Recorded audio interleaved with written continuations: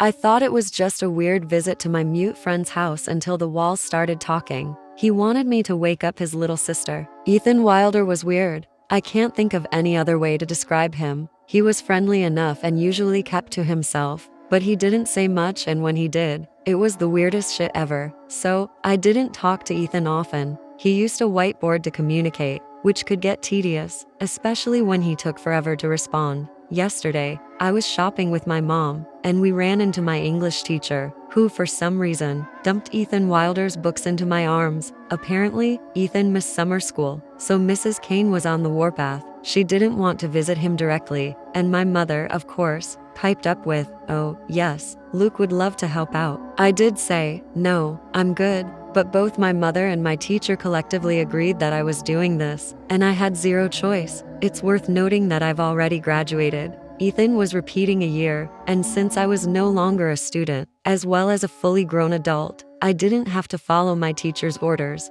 However, being in the midst of two middle-aged women, with one being my mother, put me at a disadvantage. When I pulled a face, Mom called me adorable and tugged my cheeks, which made me want to crawl into a hole. Mrs. Kane dumped an entire semester's worth of workbooks into my arms and then gave me his home address. It's the middle of summer, and the sun was baking the back of my neck. I had to walk to Ethan Wilder's place with zero choice. I didn't even get a freaking reward. You'd think I'd get cash, but no. According to my mother, it was just a gesture of goodwill. I don't have a car, and maybe it was my fault for not asking my teacher for a ride, but by the time I reached Ethan's house, I was 2 steps from throwing up. I had to gather myself on the doorstep. I was soaked through with sweat, and my head felt like it was going to explode. Ethan's place was not what I expected, a regular suburban household with a white picket fence. Maybe I was just being a judgmental asshole, but Ethan didn't strike me as a Brady Bunch type of son. I definitely had a mental image of where he lived, and this was not it.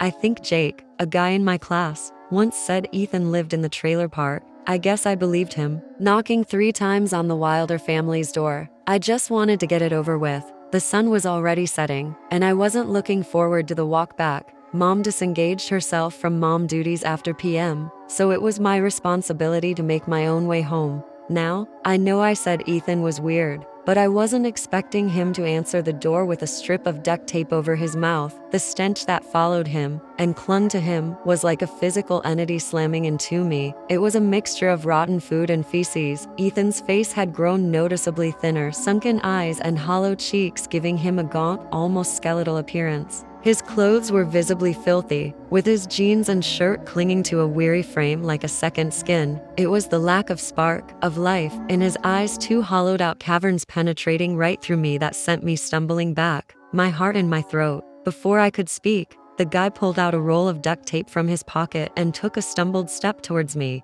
Without a word, Ethan tore off a single strip, and before I could stop him, he plastered it across my mouth. What the frick? I didn't know what to say or do. Ethan Wilder was weird, but he wasn't this freaking weird. The moment was surreal and freaking confusing, and I couldn't understand why I wasn't running away, instead paralyzed, while he glued it in place. We were 2 19-year-old guys, so why did I feel like we were back in kindergarten? I started to tear it off, but he manically shook his head, reaching for his whiteboard. "Hi," Ethan scribbled. "Come in."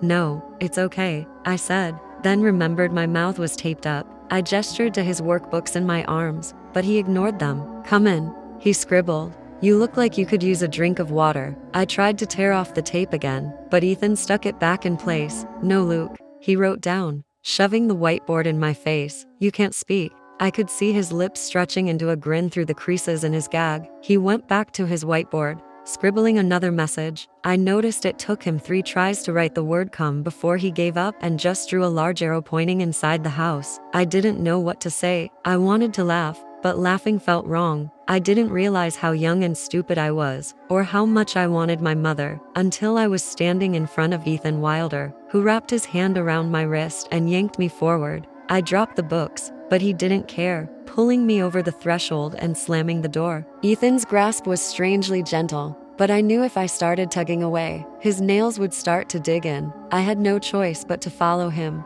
This guy was a freaking psychopath. To my confusion, the main hallway in the Wilder household was one big mattress. I wasn't expecting it. Already stumbling forward, Ethan still had a tight grasp on my wrist. yanking me into the lounge. It was what you would expect: a modern family-oriented living room with a couch, a coffee table, and a TV pinned to the wall. Looking around, something cold slithered up my throat. I don't think I registered the walls at first. I think my brain skipped over them, maybe on purpose. But once my gaze left the crystal paperweights on the mantelpiece and the family photos, something snapped inside me, like a bungee cord severing, and my gaze was stuck, suddenly, glued to every corner. The walls. I thought dizzily, my thoughts beginning to twitch and contort. I recognized the markings as writing, but that's where my brain short-circuited. All I could see was writing. So much writing, so many markings scrawled into what had been picture-perfect paintwork. It didn't hit me until I was moving closer that the words were carved and scrawled and scribbled in dripping, intense scarlet. But the more I tried to understand what I was reading,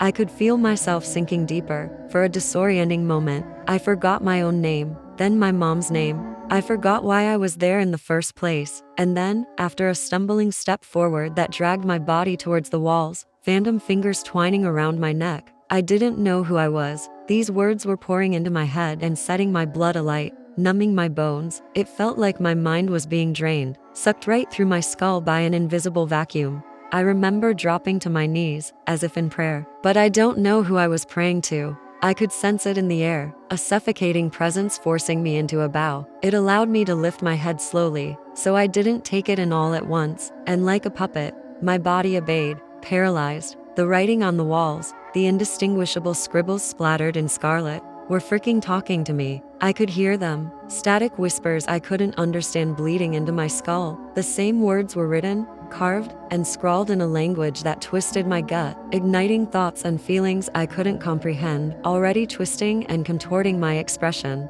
Happiness. Joy that wasn't mine, that flooded my brain, tricking me into believing I was feeling pleasure. I was grinning through the duct tape gag, my lips violently stretched across my face until I could taste blood. But then there was despair, pain and anger and pleasure coming together in a cocktail that filled my eyes with tears, my lips parting in a shriek I couldn't swallow. I didn't understand the words, and yet my body did. I had to get out. The thought buzzed in my mind. I had to get out. I had to get out. I had to get out. I had to get out. But then my thoughts were backwards, the words mixing up and together and apart. I couldn't move. I couldn't think or breathe, because my eyes were already reading and rereading each scarlet word, and like I was in a trance, I crawled forward, my trembling hands itching to touch them. I could sense my sharp breath struggling against my gag, hysterical beads of laughter crawling up my throat. I reached out with trembling hands, pressing the palms of my hands against the writing, carving my fingernails into each indentation.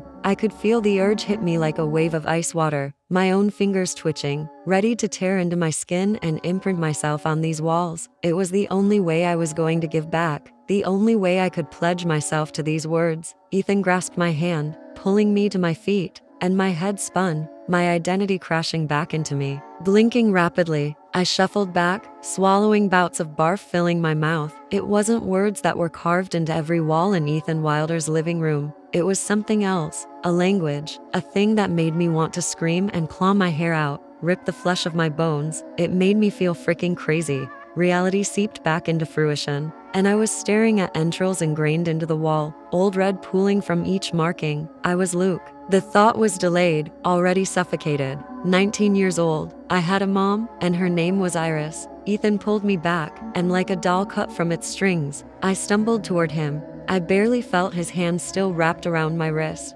Sorry, I couldn't register what he was writing for a moment. Before clarity hit, the stink was worse, hanging stagnant in the air, and I had already clawed into my own arm, a single line of red drawn across my skin. I could barely feel the sting. It felt alien to me, like it wasn't attached to my body. Ethan prodded his board, and his writing contorted into shape. Actual English. That was my parents. They made a mess. I nodded slowly, dazedly. I could still feel it, the sensation of drowning wrapped around me, suffocating my senses, slimy phantom hands covering my eyes and snaking into my mouth. When Ethan twisted around and skipped upstairs, taking the steps 2 at a time, I followed, like something bound us together. I was half aware of my mind screaming at me to run, but the rest of me, polluted thoughts and contorted words, wanted to go further into the Wilder house. I started up the staircase, one by one. The walls upstairs were covered in writing too. Get out. Save my baby. God. "Save my baby, save my baby, save my baby." I could see the writer's slow descent into insanity through every warning. When I reached the top, I stepped on something that squelched through my toes. I didn't remember taking off my shoes and socks. When my gaze found the floor, I was standing in something writhing, a slimy red substance pooling across the cream carpet. The smell hit me again, putrid and thick, but I could barely register that somehow it was moving, sinking into the flesh of my feet, bleeding into my blood. Part of me wanted to jump back, while this severed puppet version of me was swaying back and forth, while phantom hands tried to pull me back onto my knees. Ethan held up his whiteboard, and I steadied myself. "Mom gave birth to my little sister right here." His words twisted in and out of view, blurring together. They became numbers, then letters, then numbers, and then blank. Ethan tugged me down the hallway, and I finally met his parents. Mr. and Mrs. Wilder looked like they might have been normal. Mrs. Wilder was still wearing her wedding ring. Through my foggy vision, all I could see were two unmoving, skin-colored figures standing in front of the wall, and in one sudden, jolting movement, they started to writhe, flailing, like performing an interpretive dance. Ethan's parents were completely naked, their skin ridged and wrinkly. Mrs. Wilder was pulling out her entrails and smearing them across pretty pink paint. Mrs. Wilder's mouth was stretched wide, a grotesque, horrific grin, like she was laughing, but only gasps of breath escaped her lips. Her laughter was silent, fingers carving those exact same words on the downstairs walls. The severed part of me could understand this unearthly, inhuman urge they had to replicate these words, carving and drawing them into every surface, everything that could be drawn on. The bed sheets were covered in nonsensical scribbles, the carpet torn into and shredded, bearing each symbol, which were slowly burning themselves into my entangled brain. The more I looked at them and tried to figure them out, I wanted to copy them until my fingers were bleeding, and then I would use myself. That sudden, poisonous thought was enough to bring me back to reality. Ethan had a tight hold on my arm, his fingers digging into my flesh, choking up the shriek building in my throat. I caught a glimpse of a twisted, unsettling grin that flashed across his face, contorting back to fear and pain. His eyes were hollow and crying out, and then they were empty caverns glittering lunacy I didn't think possible. The guy jumped up and down on his heels. I could see his grin through the tape, growing wider, more and more maniacal. Whatever Ethan Wilder had been fighting, he had lost. "Do you want to see her?" he asked, writing on the whiteboard. "Her?" I spoke through the tape, my voice no longer mine. Ethan responded with wide, blinking eyes, jumping up and down like a toddler. His shirt rode up, revealing that twisting, contorted script carved into the flesh of his stomach, even his face. Looking closer, real close, I could see scars where he'd marked himself, slicing each blank letter onto his own skin. Ethan, with barely contained excitement, kept shoving his whiteboard in my face, furiously scribbling with his pen. I managed to take 2 steps back, but by now it felt like I was stuck in quicksand. My legs were trapped, frozen in place. Ethan held up his whiteboard, and every word he scrawled looked and felt physical, like it was skittering across the surface. "When my sister was born, the nurse who delivered her ripped out her own eyes," he wrote, before erasing it with his sleeve. Ethan's eyes were frenzied, like he was enjoying himself. "The people in black told us she would turn our town mad." Another step back, and I was struggling to breathe. "They put her to sleep, and they refused to take her away, because they were scared of her. So they left her with us." Ethan held up his whiteboard, hiding behind it. "The wall sickness took Mom and Dad. It made them want to wake up my little sister." He erased that, and continued scribbling. "I was scared of her and what it did to my parents, Luke. I didn't want to get the wall sickness too. Mom and Dad were too loud, and I had to be quiet." Ethan dramatized his words with a finger to his taped-up mouth. He erased that, and added, "So, I cut out their voices and stitched them back up. Everything had to be quiet.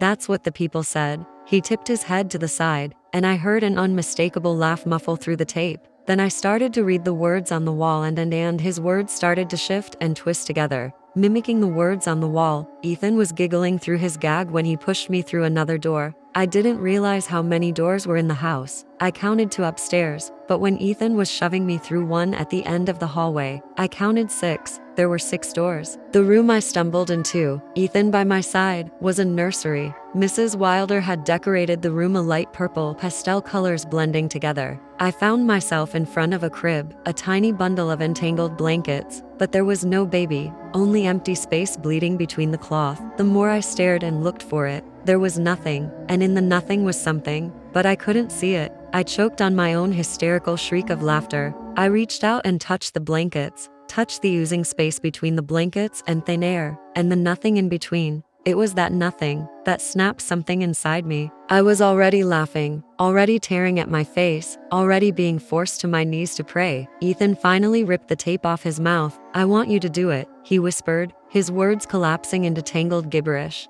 I could feel my own tongue already contorting, ancient words dripping from my swollen mouth, but I swallowed them down. Ethan let out a single shriek of laughter. "I want you to wake Lula up." I could sense myself already giving in to the walls, the 6 doors that were expanding into 7, 8, 9, 10, 11, 12, but then it let go of me. Slowly, I sensed it, felt it detach itself from my mind. I could think again, breathe again. Ethan was still howling with laughter, dancing in circles, and I was moving back. I was out of the door before it could grab me again, before it could wrap itself around me, suffocating my brain. I ripped the tape off my mouth, and the sting snapped me out of it. I stumbled downstairs, and out of the door, back into the late evening sun shining in my eyes. It was so easy to escape, so easy to turn around and run. So, why didn't I in the first place? I went home and I went straight to my room. I showered and scrubbed myself until my skin was raw.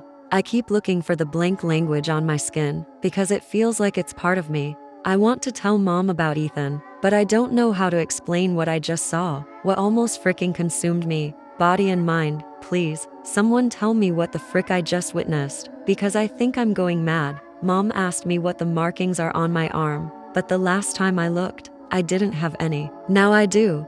There's a single word carved into my skin, and I can't read it. I can't freaking read it, and it's driving me crazy. It makes me want to write it until I can understand it, until I can comprehend it. I've already scratched it into my dresser, and then my own walls. But the words, or words, still don't look right. Maybe if I try a different angle, I'll carve into my ceiling next. I need to understand them. I don't think Ethan did. I think that's why he ended up like that. Please help me understand what I saw. I'm freaking terrified. Edit. Can you also help me understand why there are 2 extra doors in my house?